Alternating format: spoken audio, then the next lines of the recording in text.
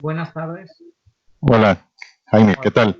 muy bien, ¿qué tal? Buenas tardes. Eh, voy a iniciar la actividad, Jaime. Tal vez voy a presentarte. Estaba conversando rápidamente del contexto de este tipo de actividades. Eh, les decía a los participantes que en Costa Rica estamos implementando una propuesta de reforma a la ley de contratación administrativa, una ley general de contratación pública. Y en ese contexto es precisamente que también hacemos actividades para ir implementando, conociendo figuras innovadoras que se hacen en otros países que puedan también dinamizar la contratación pública.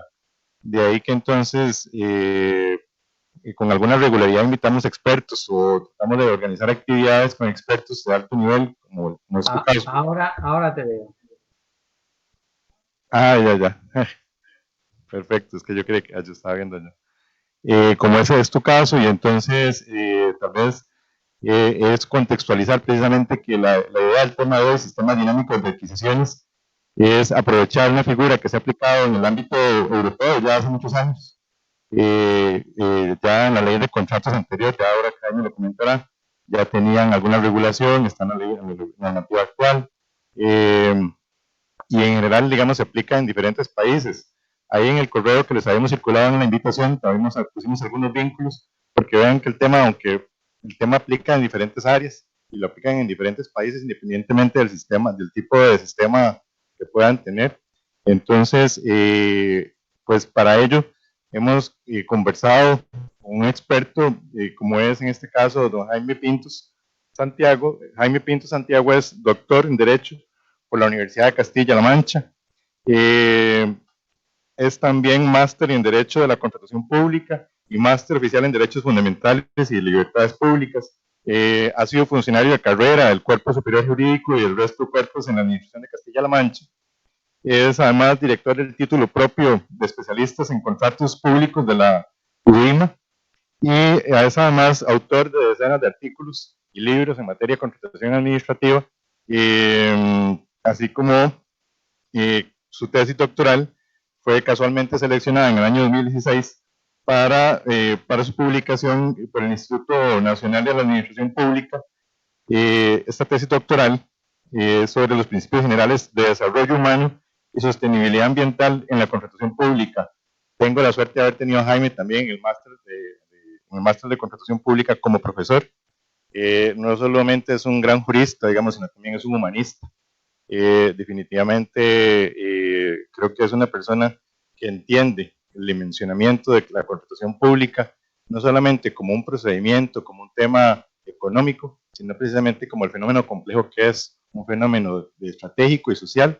Y es precisamente con esa idea que lo invitamos el día de hoy a conversar precisamente sobre los sistemas dinámicos de adquisiciones, con la filosofía de que esto pueda ser una alternativa que incluyamos también en el proyecto de ley general de contratación pública, para poder impulsar y dinamizar junto con otras figuras que también ustedes ya han podido ir implementando, y sobre todo también escucharlos, ustedes que son los mayores compradores. Jaime, nos acompaña la gente de la Caja Costarricense del Seguro Social, que es la entidad, uno de los mayores compradores del país, el segundo comprador del país.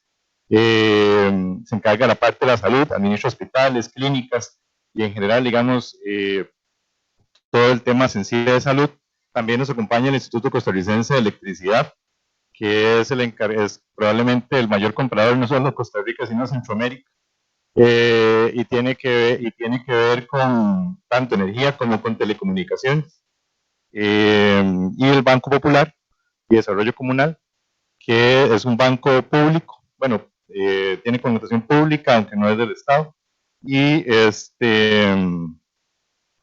y bueno, la gente de la División de Contratación Administrativa. Y la idea precisamente es que aprovechemos para conversar, escuchar a Jaime, ver los soportes que él nos puede hacer en la figura, y sobre todo ver ustedes con el conocimiento que tienen en el día a día, también todas las preguntas que puedan hacer para poder ver qué posibilidades de implementarla también tenemos en nuestro ordenamiento jurídico. No sé, Jaime, más bien, sin mayor preámbulo, entonces, darte la palabra. Muchísimas gracias por acompañarnos, muchísimas gracias por sacar el espacio, y adelante, por favor. Muchísimas Perdón, nada gracias. más, perdón, nada más, cuando si al final o en el momento que tengan interés en hacer preguntas, no se avisen nada más porque solo se puede escuchar por el medio del micrófono. Muchísimas gracias, Pilar. La verdad es que, bueno, para mí es un placer volver a estar con ustedes, volver a salvar esta distancia física a través de este medio, que son las tecnologías de la información y las comunicaciones. Y bueno, pues la verdad es que, en fin, no es la primera vez que hablo para ustedes. Y bueno, pues agradezco la invitación y vuelvo a reiterar que es un placer. Bueno, en esta ocasión sé que ustedes están con un proyecto de normativo. ¿Se escucha bien? Jaime, nos señalan que si es posible que puedas hablar un poquito más fuerte, más Vale, alto. Es que no se está escuchando. vale, a ver ahora. Decía, bueno, después de este preámbulo, lo que les estaba diciendo que ustedes están ahora mismo en un proceso de desarrollo normativo de un nuevo bloque legal que regule la contratación pública. ¿Me equivoco? ¿Me No, escuchan? así es, sí se escucha. Vale, bien. Pues dentro de este nuevo marco normativo que está en pleno desarrollo, que ahora mismo está en concepción, en discusión, bueno, pues es el momento de hablar, ¿verdad?, de esta figura que son los sistemas dinámicos de adquisición. Los sistemas dinámicos de adquisición, bueno, es una figura en el ámbito del derecho normativo europeo no tan, digamos, novedosa, porque como bien ha avanzado Elar Ortega, bueno, pues la tenemos en el ámbito del derecho comparado de la Unión y además viene recogida en las directivas de la Unión Europea, no solo en las de 2014, sino ya también con anterioridad en las de 2004. Pero lo cierto y verdaderamente interesante es que esta figura, este procedimiento, ha sufrido, bueno, sufrido o tenido, mejor dicho, es más apropiado, un cambio legislativo en las últimas directivas y sobre todo en la transposición al ordenamiento interno español, a la Ley 9/2017, en los artículos 223 a 226, de manera que podríamos decir que se ha conseguido de un modo más certero conseguir un procedimiento mucho más dinámico. Es decir, un procedimiento dinámico que, bajo mi punto de vista, y así vengo manifestándolo desde hace aproximadamente 2 años, que es digamos que la edad, ¿no?, que tiene nuestro nuevo texto legal, es del año 2017, la Ley 9/2017, que entró en vigor en marzo de 2018. Tiene 2 años casi la ley, pero no tiene 2 años de actuación o de vigencia. Bien, pues esta ley, lo que supuso en el sistema dinámico de adquisición fue también una pequeña revolución desde el punto de vista de los cambios legislativos que afectaban a este procedimiento en la práctica. De este modo, yo concibo y se concibe, y como decía, así vengo predicando o apostolando o evangelizando, algunas veces en solitario, sobre las bondades de este procedimiento. ¿Y por qué? Porque es un procedimiento que yo lo veo configurado, y así se está demostrando en la práctica de muchas administraciones públicas, como una forma o la forma lógica, idónea o natural de racionalización de la compra menor que se venía haciendo por parte de estas entidades, ¿no?, de estos poderes adjudicadores, ya sea bueno, pues administraciones públicas o cualquier otro de los conceptos del ámbito subjetivo que tenemos en la normativa española. Es un concepto que es poderes adjudicadores, una administración pública y, por último, resto del sector público. Pero bueno, al margen de eso, que es un pequeño detalle, lo cierto es que es un procedimiento pensado, yo creo que por el legislador, y insisto, no es una opinión mía, sino que así se está materializando en la práctica, para la racionalización y regularización de lo que aquí conocemos como la compra menor. Si analizamos el derecho comparado, nuestra compra menor viene a ser como sus procedimientos de escasa cuantía, los que conocen como procedimientos de escasa cuantía, que con un, digamos, expediente o procedimiento administrativo sencillo, ligero, ágil, permite llevar a cabo compras directas. El problema que radica en esto es cuando estos procedimientos de adjudicación directa, por decirlo de algún modo, se convierten en la práctica habitual, ¿no?, por parte de las administraciones. Esto, bueno, pues es algo que, viendo que, como todos sabemos, digamos, no admitido o no acorde a los principios generales de la contratación pública, igualdad, concurrencia, transparencia, publicidad, etcétera, de manera que el legislador, podríamos decir, ha operado este procedimiento para esta racionalización. Bien, es un procedimiento, en nuestro marco normativo, que nada es perfecto, quiero decir, es un procedimiento yo creo que bastante ágil, respetuoso con los principios generales de la contratación pública y que evidentemente siempre, como toda configuración en la práctica, luego puede verse mejorado. En ese sentido, insisto que la importancia de este procedimiento ahora mismo es que es un procedimiento que respeta plenamente los principios generales de la contratación pública, permite racionalizar la compra menor, supone un ahorro finalmente económico para el comprador público, una mejora de la competencia, una apertura de la contratación pública a una mayor concurrencia, una apertura también de la contratación pública a la economía local, porque muchas de las virtudes de este procedimiento las voy a explicar rápidamente.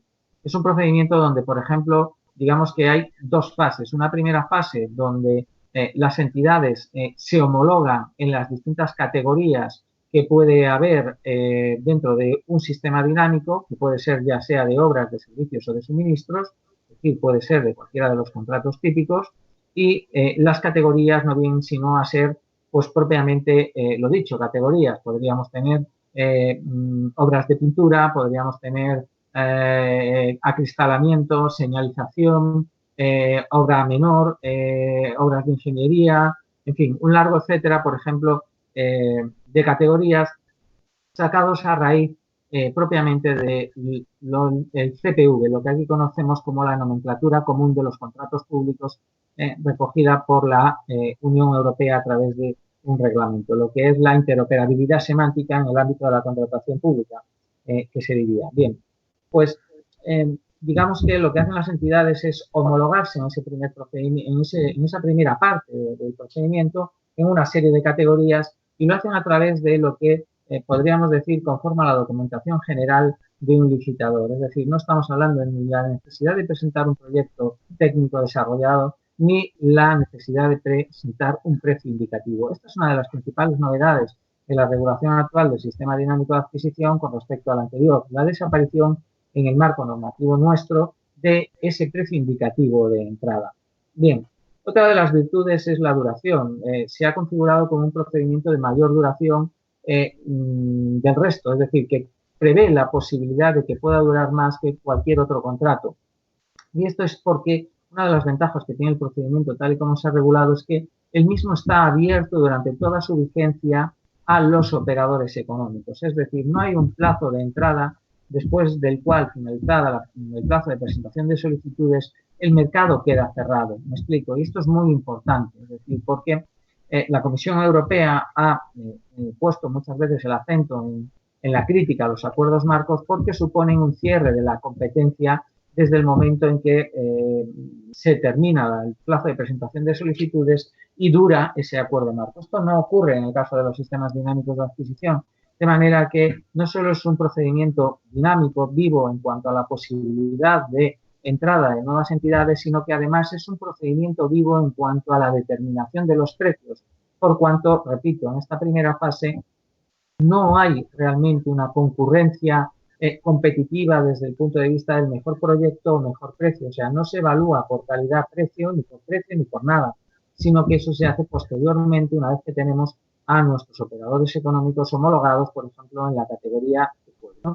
Bien, en este sentido, otra de las ventajas que manifiesta este procedimiento es la falta de necesidad de retener un crédito disponible a los efectos de sacar el mismo a licitación. Es decir, se trabaja con lo que es una estimación, una estimación de lo que serían, por ejemplo, en su caso, las compras de escasa cuantía en el periodo determinado que vaya a tener vigencia ese sistema dinámico de adquisición, y bajo ese valor estimado se rigen, es decir, es el que marca la aplicación de las normas de procedimiento. Así funciona en el caso de la normativa española, dependiendo, por ejemplo, si es un contrato sujeto a regulación armonizada o no, o dependiendo, por ejemplo, si es un contrato sujeto a recurso especial en materia de contratación, etcétera, ¿no? Las cuantías del valor estimado vienen a determinar las reglas del juego aplicable, pero más allá de eso, que no tiene por qué ser exactamente idéntico en su legislación, lo importante y lo destacable desde un punto de vista práctico es que ¿se oye bien, Elar? Sí, perdón, vamos a revisar un momentito los sonidos, que creo que atrás no están escuchando. Un momentito. Bueno, estaba diciendo que una de las ventajas de este procedimiento es que no supone la necesidad de retener un crédito para llevarlo a cabo inicialmente. De manera que basta con la estimación de las compras que se vayan a hacer, en este caso de escasa cuantía, para licitar el procedimiento. Y será en el momento en el que se haga estas compras derivadas del sistema dinámico de adquisición que vienen o vendrían a sustituir a las compras de escasa cuantía o compras directas o contrato menor en nuestro caso, ¿de acuerdo? Donde sí que haría falta retener ese crédito. Bueno, es un procedimiento que ya he dicho que puede tener una duración mayor que cualquier otro procedimiento, lo cual también es una ventaja.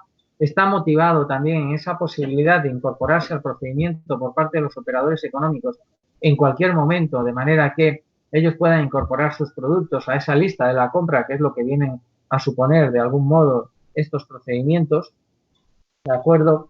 Por lo tanto, bueno, es un procedimiento que respecto de sus reglas puede ser un procedimiento sujeto a las normas de los contratos sujetos a regulación armonizada que decimos aquí, o SARA, o no, eso no tiene mayor indiferencia. Es un procedimiento que desde el punto de vista de su modificación o desde el punto de vista de la concepción o existencia de mesas de contratación o desde el punto de vista de la solvencia o de la garantía o de la figura que tenemos aquí, que es el responsable del contrato, que controla la ejecución, o de las prórrogas, o de la sucesión, o de la cesión, no tiene por qué tener variaciones con respecto a otros procedimientos normales. Sí que también puede tener ventajas, así por ejemplo, para el caso de las compras derivadas, es absurdo pensar en establecer una mesa de contratación. Digo que es absurdo porque pensemos si para las compras de escasa cuantía utilizamos mesa de contratación, utilizamos solvencia, exigimos la petición de una garantía definitiva, o, bueno, designamos al responsable de un contrato, podemos pensar que sí. Lo que quiero trasladar es que este procedimiento aquí y con nuestra normativa puede ser tan complejo como nosotros queramos y perder su dinamismo tanto en cuanto nosotros queramos, pero si al final asumimos la idea de que lo que estamos intentando es racionalizar las compras menores o, en su país, las compras de escasa cuantía, bueno, pues es un procedimiento donde no tendría sentido pedir solvencias enormes, ni siquiera a lo mejor solvencia, donde no tendría sentido pedir garantías porque no se piden en las compras de escasa cuantía, o donde no tendría sentido poner en las mesas de contratación, en las compras derivadas, salvo que vayamos a analizar criterios sometidos de acuerdo a juicio de valor, en cuyo caso volvería a caberse a preguntar si en las compras de escasa cuantía solemos pedir criterios sometidos a juicio de valor. Probablemente la respuesta sea no, acudamos solo al precio, bueno, pues no tenemos por qué cambiar nada. Una de las ventajas que también quiero destacar de este procedimiento es su adaptabilidad en la evolución y en el paso del tiempo, porque alguien podría llegar a pensar, bueno, pues si puede durar más que un contrato habitual, estando, por ejemplo, en el caso del marco normativo español, fijado por regla general, pues excepciones, evidentemente, la duración de los contratos en un máximo de 5 años, sea contratos de servicios, suministros, incluso concesiones, esa es la regla general. Alguien podría decir, ¿y por qué pueden durar más estos sistemas dinámicos de adquisición? Que no en sí mismo los contratos derivados, sino que estoy hablando del sistema dinámico de adquisición. Bueno, pues por lo que estaba diciendo antes, ¿no? Por esa posibilidad de incorporarse al mercado y porque al final lo que queremos hacer son muchas compras derivadas dentro de ese procedimiento más grande que está categorizado, es decir, que tiene categorías, ¿no? Distintas categorías. Bien. Y decía, ¿y por qué tiene esa virtud pudiendo durar más? Porque es un procedimiento que en la definición de las categorías no necesita de modificación, no de modificación del contrato, sino de modificación de la concepción de la categoría. Me explico, es decir, nosotros en un suministro, por ejemplo, de salud, si queremos comprar catéteres, por ejemplo, nosotros definiremos una categoría que sea catéteres, que en el caso español tendrá su correspondiente nomenclatura, ¿no? Su correspondiente código, pero que en el caso español y europeo, quiero decir, probablemente, no sé si en el caso de Costa Rica también se utiliza una nomenclatura común para los contratos, pero en este caso lo que quiero decir es que nosotros definiremos nada más que la categoría, el concepto, no definiremos exactamente el pliego de prescripciones técnicas que habremos de comprar en el determinado momento, de manera que en el año 1 del sistema dinámico de adquisición nosotros podremos comprar los catéteres que queramos con la definición técnica y evidentemente la retención del precio adecuado y la oferta o invitación a las entidades homologadas en la categoría para que presenten su oferta, y en el año 5 o 6, por decir algo, de la vida del sistema dinámico de adquisición, podremos comprar también esos catéteres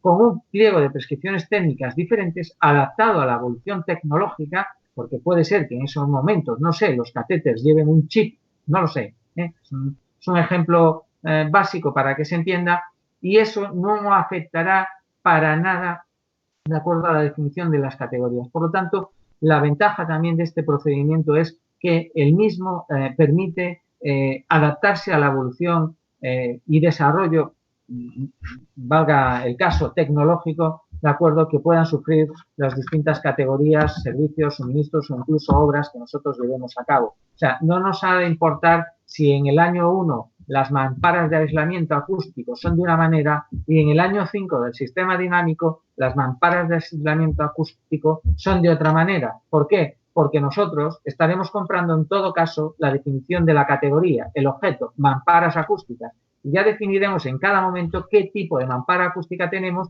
evidentemente con su correspondiente pliego de prescripciones técnicas, que puede ser una simple ficha técnica en algunos de los casos, porque no nos olvidemos que estamos comprando contratos de escasa cuantía o contratos menores y que, por tanto, las exigencias de compra desde el punto de vista técnico no han de ser mayores en cada caso. ¿De acuerdo? Y eso nos permitirá, insisto, me parece otra de las virtudes muy importantes de este procedimiento. Y nos permitirá, como decía, esa adaptabilidad al mercado, al precio adecuado en cada momento. ¿De acuerdo? Bien. Porque cuando hagamos el valor estimado también podremos estimar, de acuerdo, algunas variantes dentro del estudio económico que obedezcan a todas estas razones. Bien. Ventajas de este procedimiento, pues que las categorías, por ejemplo, no solo tienen que estar definidas en el caso de tipos de categorías, de como antes hablaba, de pinturas, de obra, etcétera, sino que además, quiero poner algunos ejemplos. Les voy a poner algunos ejemplos, permítanme. Por ejemplo, ejemplos de categorías de un contrato de obras, que es el primero que he buscado.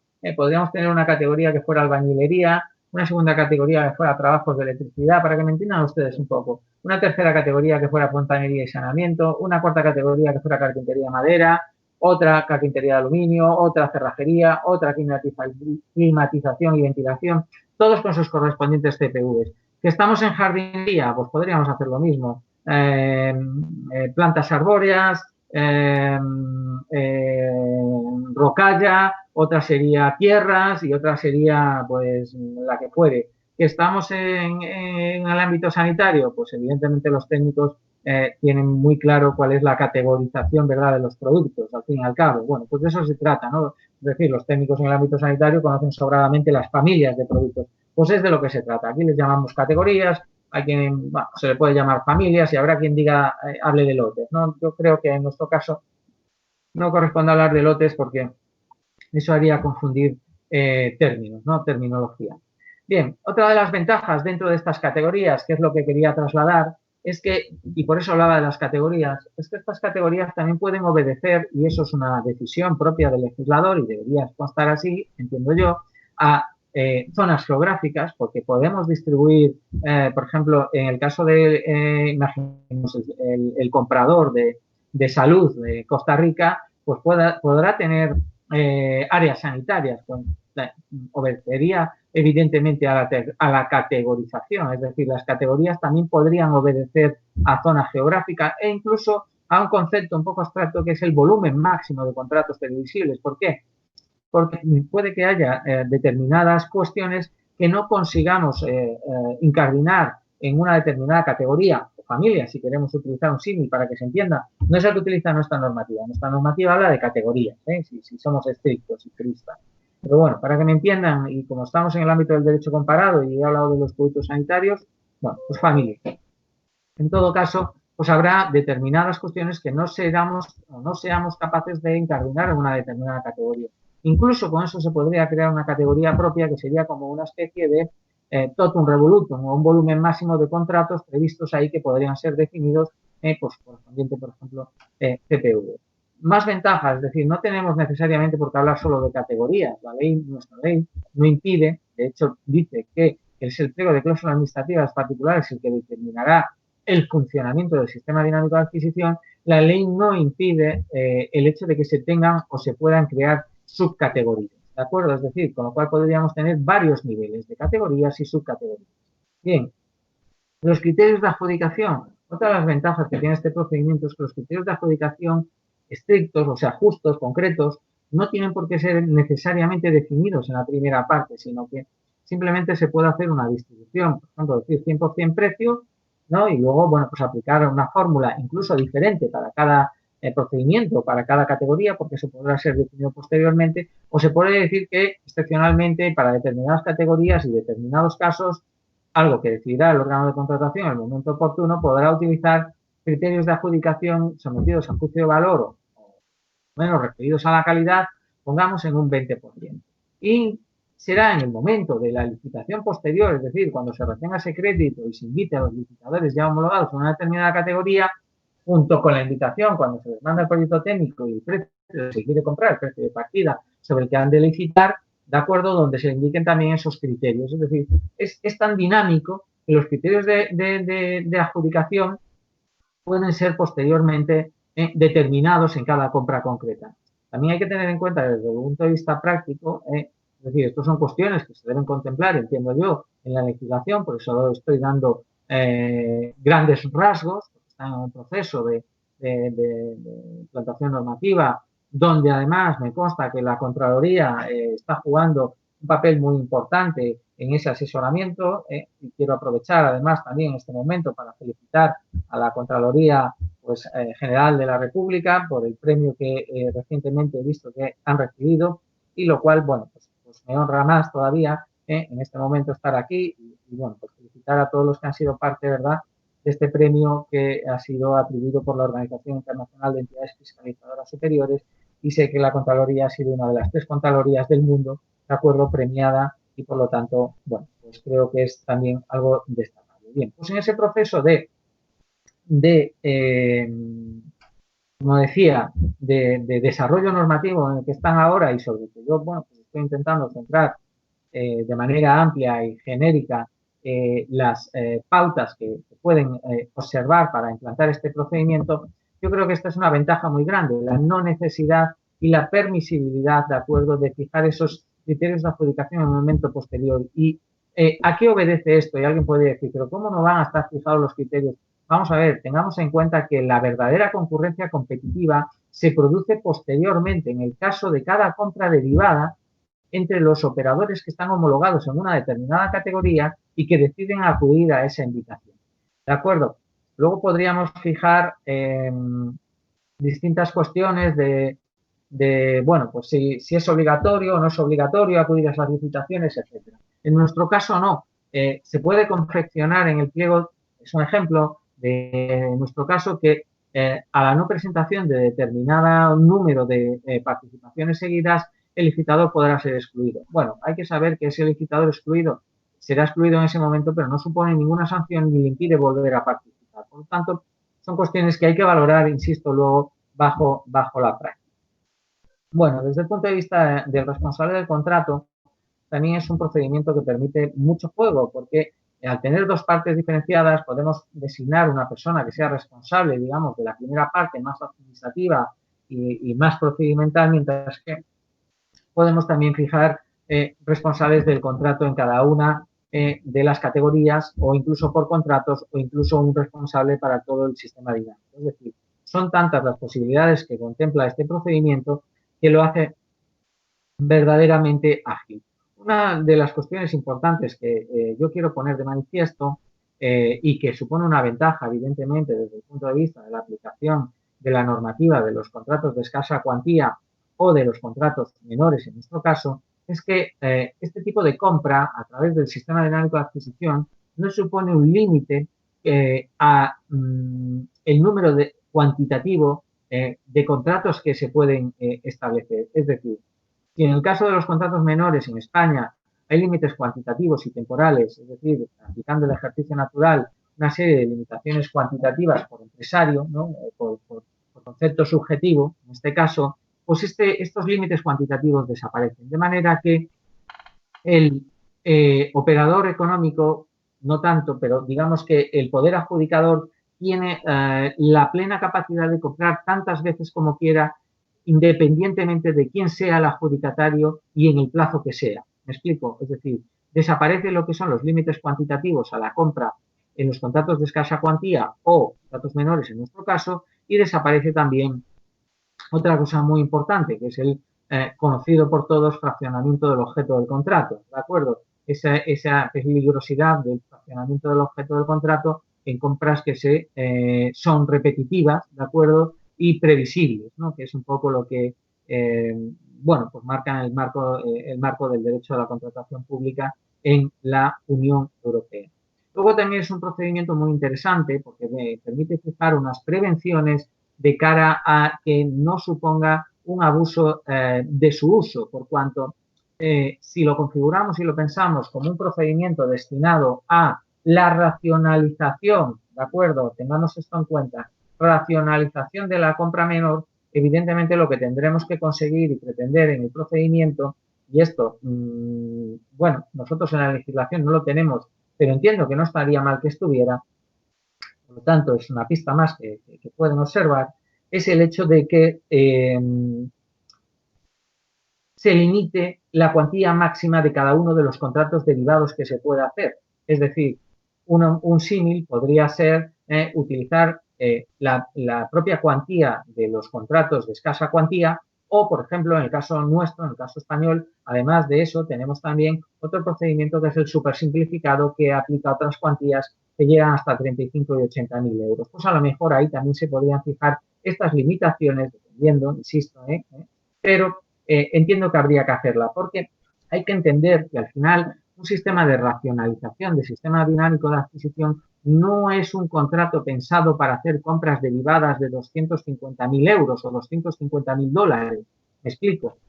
Para eso hay otros procedimientos que aperturan mucho más la contratación a los operadores económicos con mayor transparencia y con mayores obligaciones de publicidad, porque aunque este sea un procedimiento abierto durante toda su vigencia y se haya de invitar a todos los operadores económicos homologados en cada una de las categorías, no deja de ser un procedimiento que nos sale a la luz de todos en todo momento y que además yo entiendo que no fue pensado por el legislador, insisto, para hacer grandes compras. ¿Me explico? Para racionalizar lo que podríamos decir son las compras mayores. Creo que para eso ya tenemos con buen funcionamiento la figura de los acuerdos marco, en nuestro caso en el marco normativo de la Unión Europea. Insisto, luego también otra de las cuestiones que habría que tener muy en cuenta y también es muy importante y no estaría mal a lo mejor que también estuviera recogido de alguna manera son las normas de fiscalización propias de este procedimiento, porque en nosotros ocurre que al ser un procedimiento relativamente novedoso en el marco normativo español, digo relativamente novedoso desde el punto de vista de su aplicabilidad, es decir, ya estaba recogido, los cambios legislativos que ha tenido lo han hecho mucho más dinámico, mucho más atractivo y además unido a las limitaciones que se han impuesto a los contratos menores en el marco normativo español es cuando ha hecho necesidad del mismo, porque ocurre un poco quizás como ha ocurrido, o no sé, yo he estado viendo algunos datos de su país, ocurre un poco que al final la excepcionalidad acaba convirtiéndose en la generalidad, ¿no? Y esto es un poco lo que ha venido a limitar más nuestra normativa, la normativa española.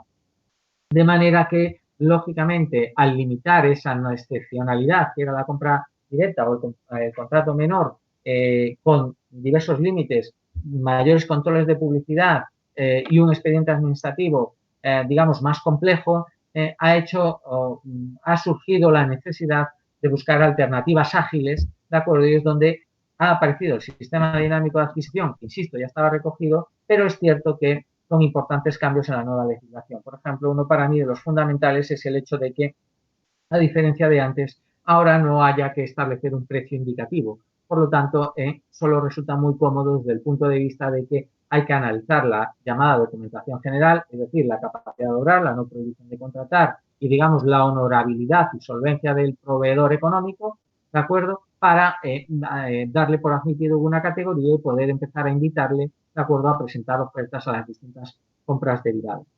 Entonces, desde ese punto de vista, creo que también es muy importante que luego se tengan en cuenta unas correctas normas de fiscalización, porque si entendemos este procedimiento de esta manera ágil, también tendremos que tener una forma ágil de fiscalizarlo, ¿eh? Si este procedimiento en cada una de sus compras derivadas utilizamos una fiscalización propia de los contratos mayores, pues lógicamente esa pretendida agilidad y pretendida sustitución o alternativa de las compras de escasa cuantía se verá mermada en la práctica. Por lo tanto, también ahí hay que estar lo suficientemente ojo a visor o ser lo suficientemente visionario como para contemplar unas normas de fiscalización o unas normas de ejecución presupuestaria que se adapten al dinamismo de este procedimiento sin hacer perder esa necesaria agilidad y necesaria atención de necesidades que tienen que tener las entidades del sector público, en muchos casos no, como por ejemplo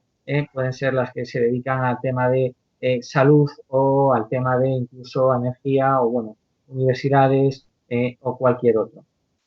Bien, quisiera por último decir, y sé que están presentes, además del personal de la División de Contratación de la Contraloría General de la República, sé que está también la Caja Costarricense del Seguro Social, que se encarga de temas de salud, porque lógicamente siempre pido información, ¿no?, acerca del aforo, por saber quiénes son las personas a las que me dirijo y por saber cuál es, digamos, su portfolio de actuación. También me consta que está el Instituto Costarricense de Electricidad, de acuerdo, que también es el encargado de todo el tema de telecomunicaciones, y también el Banco Popular y de Desarrollo Comunal, que es un ente que actúa también sometido a la ley de contratos de su país.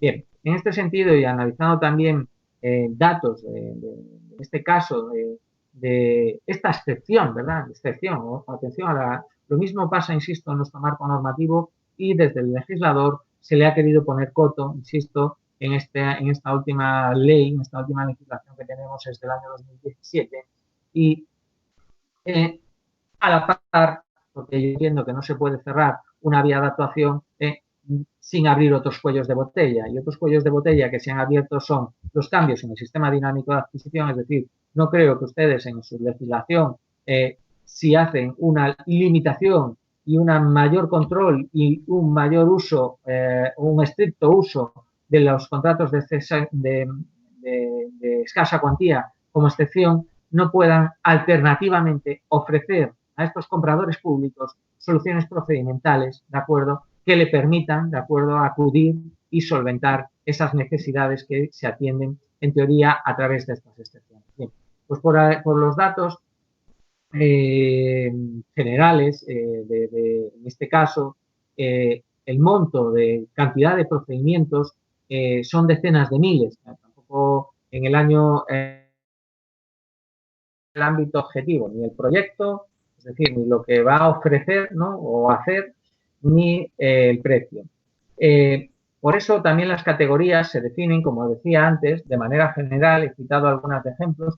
Nosotros tenemos la facilidad de tener la nomenclatura común de contratos públicos, lo cual nos permite también concretar esas categorías. Es decir, cuando yo digo trabajos de electricidad o trabajos de albañilería, pues incorporo una serie de TPVs. Lo que quiero decir es que en esta primera parte, y así está ocurriendo en nuestro caso en España, es que muchos de los contratos salen siquiera con pliego de prescripciones técnicas, es decir, no llevan pliego de prescripciones técnicas, porque no lo llevan. Es más, hay un escrito normalmente firmado que dice, en esta primera parte del procedimiento no hay pliego de prescripciones técnicas.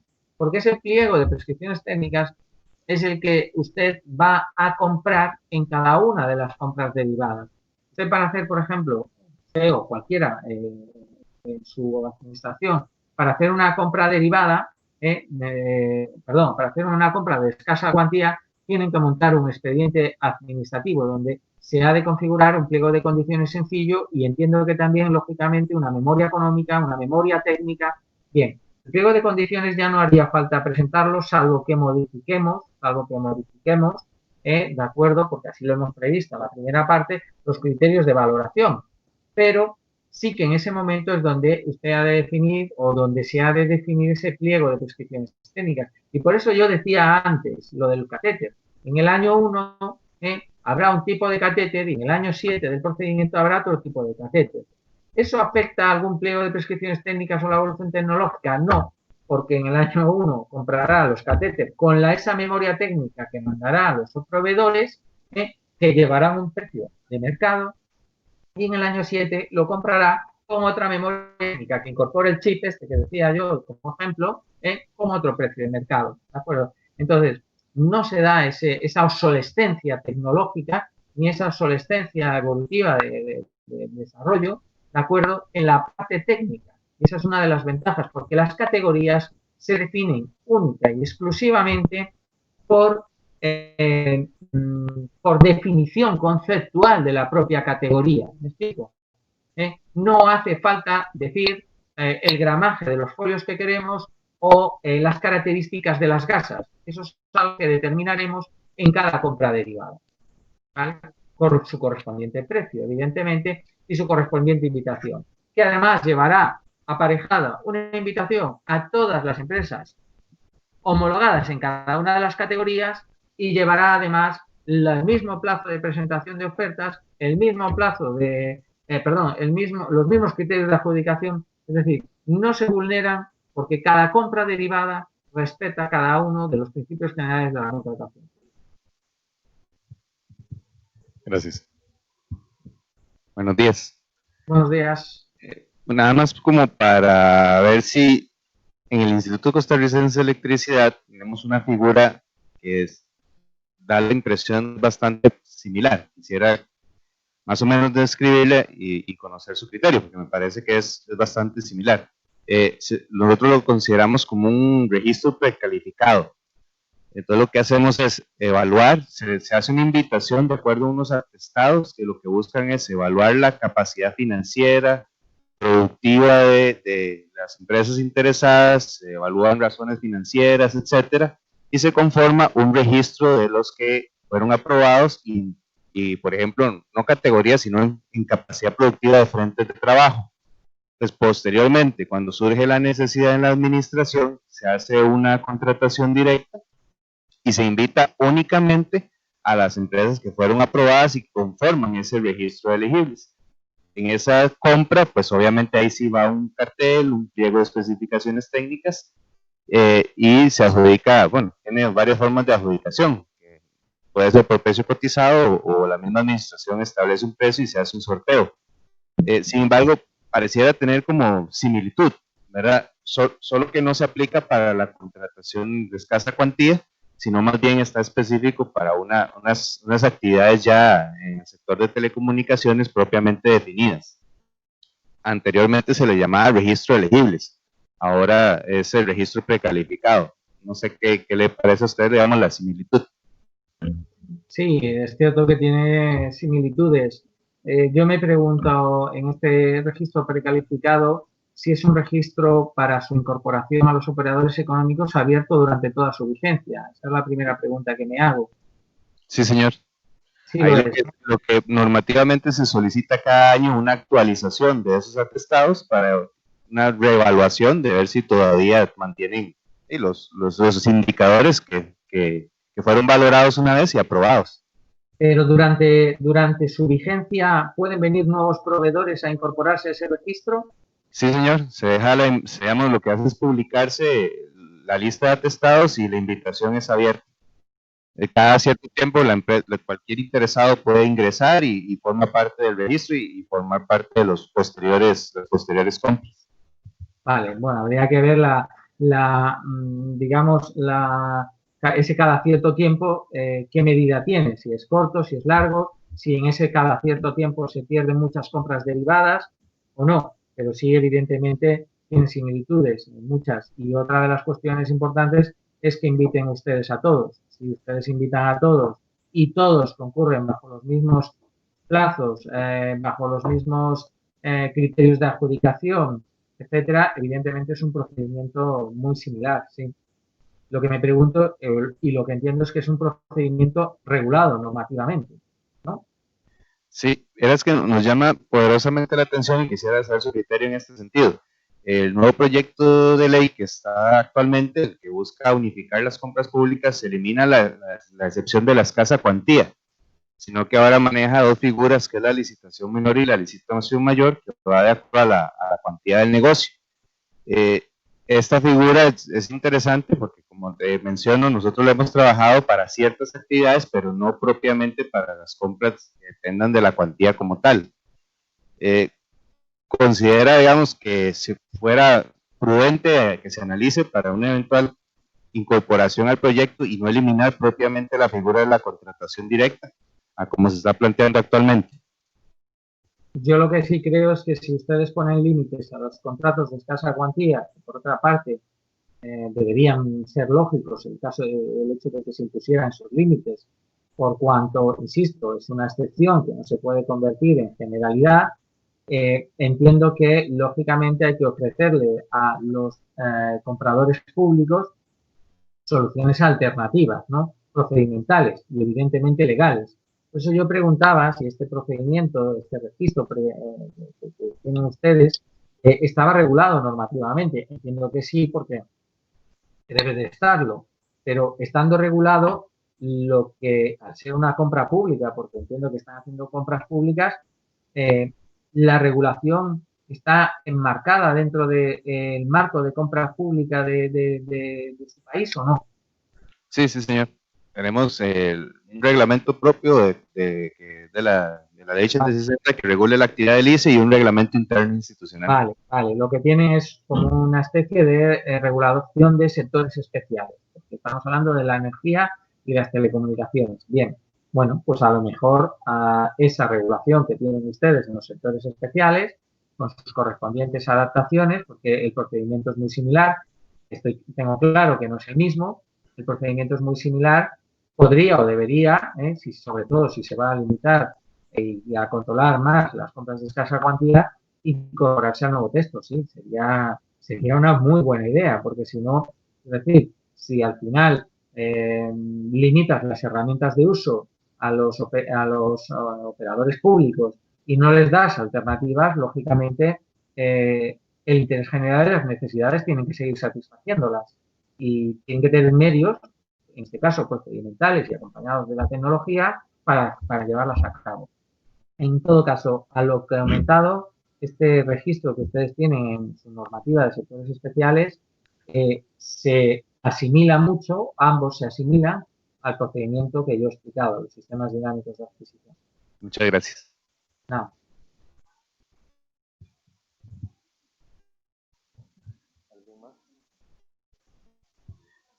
Yo tengo varias preguntas, pero voy a hacer dos nada más porque para luego darle la palabra a los demás. Tal vez una primera pregunta, Jaime, está asociada a la figura, digamos, del sistema dinámico de adquisiciones. Requiere, digamos, uno de los problemas que tiene Costa Rica es que probablemente no hay una contratación pública ordenada en el sentido que haya un rector de compras. O sea, no como en otros países que probablemente está centralizada, que existen centrales de compras o que hay agencias, etcétera. Digamos, no hay una rectoría porque hay asimetrías y cada quien quiere comprar diferente y quiere comprar mejor porque soy diferente al otro.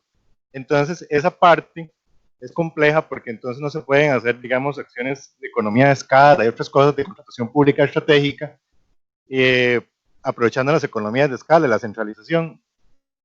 La figura del sistema dinámico, esa es la primera pregunta.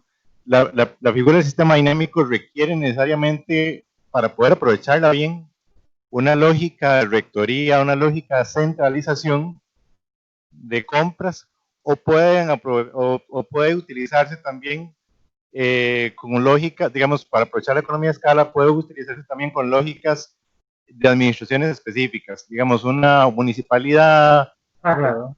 Sí. Es una buena pregunta, Elar. Vamos a ver, en nuestra normativa, en nuestra regulación, los sistemas dinámicos de adquisición aparecen en el capítulo, en la parte dedicada en la ley a la racionalización de la compra pública. Son tres figuras las que utiliza la ley para la racionalización de la compra pública: los acuerdos marco, los sistemas dinámicos de adquisición y las centrales de contratación. Evidentemente, dentro del concepto de centrales de contratación, que tienen por sí misma la función de racionalizar esta compra y de centralizarla, las parece lógico, y lo es para mí, los sistemas idóneos a aplicar, los procedimientos idóneos a aplicar son los acuerdos marco y los propios sistemas dinámicos. Ahora bien, yo, como decía, he ido a grandes rasgos y he ido, bueno, sin pararme en todos los puntos de este procedimiento, sobre todo desde un punto de vista práctico.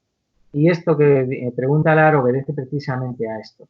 Es decir, aun siendo los sistemas dinámicos de adquisición un sistema de racionalización y muy acorde a la función que tiene una central de compras, un órgano rector central de compras, no para nada son una atribución exclusiva o propia de estas centrales de contratación. Porque, al fin y al cabo, es un procedimiento que permite también la existencia de un órgano de contratación centralizado y otros descentralizados. Pensemos en una administración que tiene, además de su persona jurídica, otras personas jurídicas diferenciadas, administración institucional. Bien, pues podría la administración principal sacar un procedimiento de este tipo y permitir a estos órganos de contratación comprar derivadamente. Eso también podría ser bien a través de una compra conjunta o bien a través de una central de compras. Pero es más, es que es un procedimiento, y esta es la parte buena que tiene, es decir, aunque esa sea una de sus herramientas y utilizaciones, no necesariamente, es más, no está vinculado a la existencia de un órgano rector o a una idea de centralización de compras. Está vinculado, y yo lo veo de este modo, y así se está aplicando, a la racionalización de la compra. Vamos a ver, por ejemplo, en las entidades que hemos citado anteriormente, que están ahí presentes, el banco, el Instituto Costarricense de Electricidad, etcétera. Es decir, el número de procedimientos de escasa cuantía que estas entidades, con un monto de contratación enorme, celebran al año es muy grande. Es decir, y muchas de ellas obedecerán a compras repetitivas y necesidades previsibles. ¿De acuerdo? La manera más lógica de racionalizar estos procedimientos, propiamente dicho, y por tanto llevados a cabo por un órgano de contratación sin más, sin estar necesariamente vinculado a nada de lo que decíamos, centrales de compras, etcétera, etcétera, es un sistema dinámico de adquisición. Es más, en España los sistemas dinámicos de adquisición que se están implantando todavía no está generalizado, aunque ya está en boca de todos o de muchas administraciones, en fin, algo que hemos conseguido, es un avance ya importante, ¿de acuerdo? Está siendo aplicado por órganos de contratación sin más, que lo que pretenden es racionalizar esa compra menor que, bueno, pues era una excepción que no cumplía tanto esos requisitos excepcionales. Por tanto, no, no necesariamente está vinculado a un órgano rector, no necesariamente está vinculado a una central de compras, es más, es totalmente propicio para ser utilizado por cualquier órgano de contratación que haga un uso, digamos, repetitivo de la excepción de las compras de escasa cuantía. Gracias. Luego también quería preguntarte, digamos, en función de lo un poco, digamos, una de las discusiones que se plantea en Costa Rica con una figura que sí tenemos, que es el acuerdo marco, digamos que está más regulado, es precisamente si realmente eso permite o no el acceso de las pymes, por ejemplo. Entonces, la implementación de acciones de contratación pública estratégica desde la óptica de las pymes, podría verse limitado por la centralización y la complejidad que puede tener, digamos, participar en esos fenómenos de un acuerdo marco, ¿verdad? Aunque ciertamente, según datos de la Dirección de Bienes, las pymes participan en los convenios marco, en los acuerdos marco. El sistema dinámico de adquisiciones permitiría potenciar realmente la participación de las pymes, o se convierte también en una limitante por el volumen que tienen y las posibilidades que ellas tendrían de competir ahí.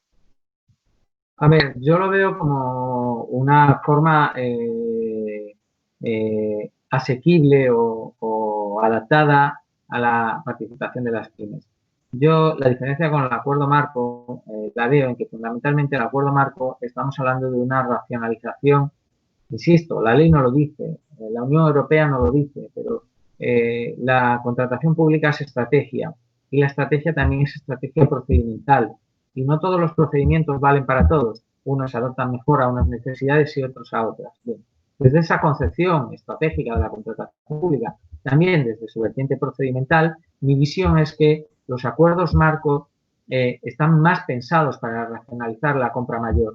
Cualquier procedimiento de compra mayor requiere, evidentemente, una solvencia, unas garantías, es decir, una serie de requisitos, no solo en su prestación, sino en la presentación del propio proyecto y en las capacidades y honorabilidad y solvencia que tienen que cumplir las empresas, que es de difícil acceso para las pequeñas y medianas empresas, dependiendo de lo que se compre, evidentemente.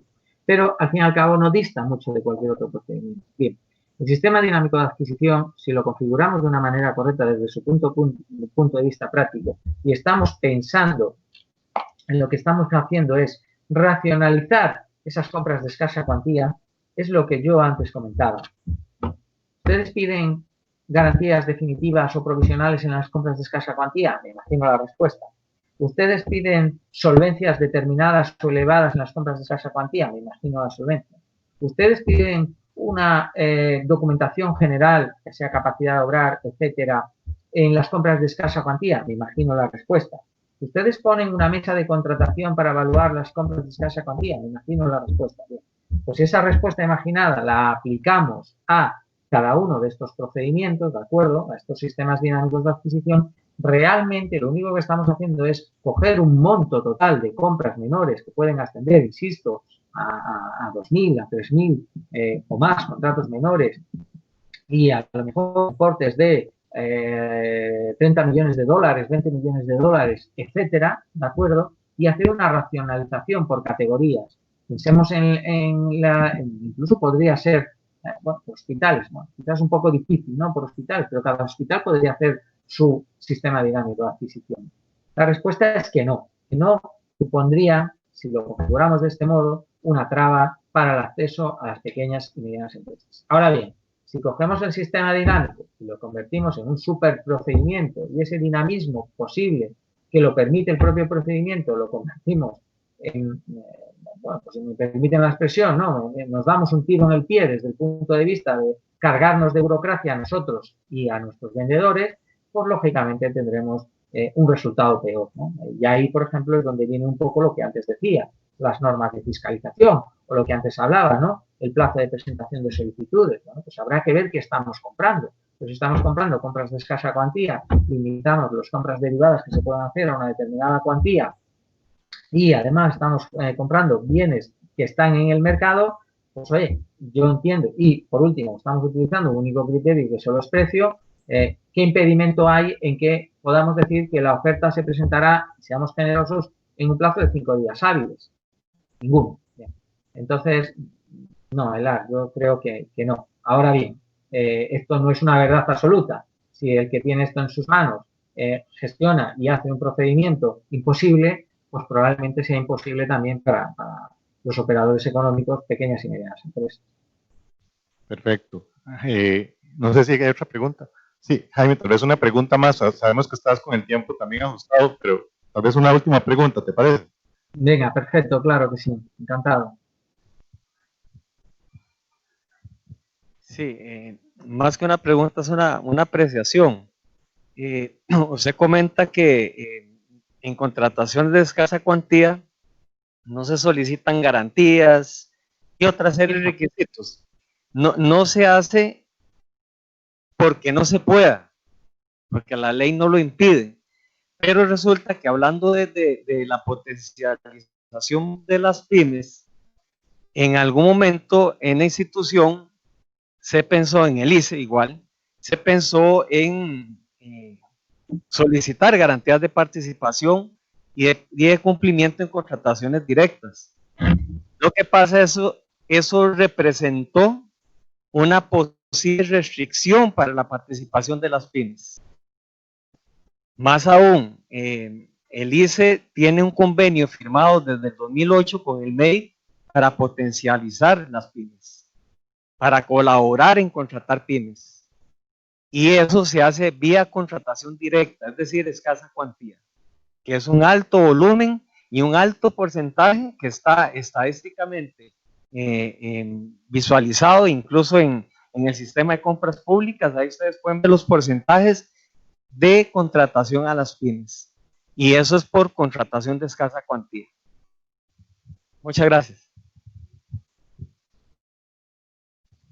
Bien, respecto de la apreciación, yo no hablaba de la regulación, de hecho lo que decía es, ustedes piden, usted me está dando la razón, no lo piden.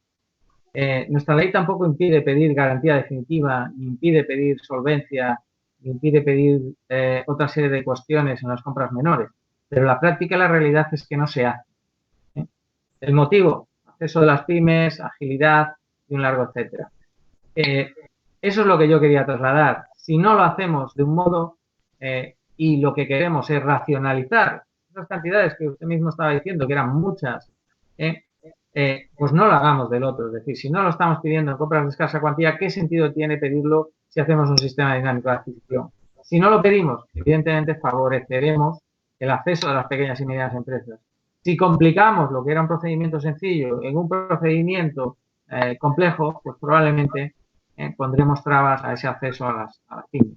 No deberíamos hacerlo. Yo nunca lo recomiendo en la práctica. No. Perfecto. Jaime, muchísimas gracias. Siempre. Agradecerte de verdad por el espacio, por el tiempo, muy claro el enfoque de la figura. De verdad que sabemos que tu tiempo es bastante limitado, en tanto, no solo por el tema de las labores, sino también por el espacio familiar. Ya sabemos que estar también en España. Muchísimas gracias. La figura muy clara, nos quedan aquí las inquietudes, me parece muy interesante los aportes tanto de las diferentes instituciones como para valorarlo, porque la figura hoy en día en el proyecto no está. Es un tema que podríamos precisamente valorarlo, es lo que hemos querido hacer también con la invitación de las instituciones. Creo que las clarificaciones que hiciste también y las dudas que se plantearon pueden ser de muchísima utilidad. Y pues nada, de verdad agradecerte el tiempo, el espacio y toda la experiencia, más de 20 años ya, dedicarte a la contratación administrativa. Bueno, para mí es un placer, la verdad, siempre sabes que acepto la invitación gustoso, intento hacer un hueco como sea y aprovechar la ocasión, que esta era la finalidad, para animarles a estudiar esta figura, está en el momento idóneo y más teniendo en cuenta que si van a hacer una regulación más exhaustiva de las compras de escasa cuantía, sería, entiendo que un pequeño error luego en la práctica que padecerían tanto los compradores como la ciudadanía, que vería limitado pues, sus servicios o la calidad de los mismos, sería un error no ofrecer alternativas, ¿verdad?, coherentes y rápidas y ágiles a este cuello de botella. Así que nada, muchísimas gracias, un placer, como siempre. Muchas gracias. Muy amables. Encantado, gracias. Gracias. Hasta luego.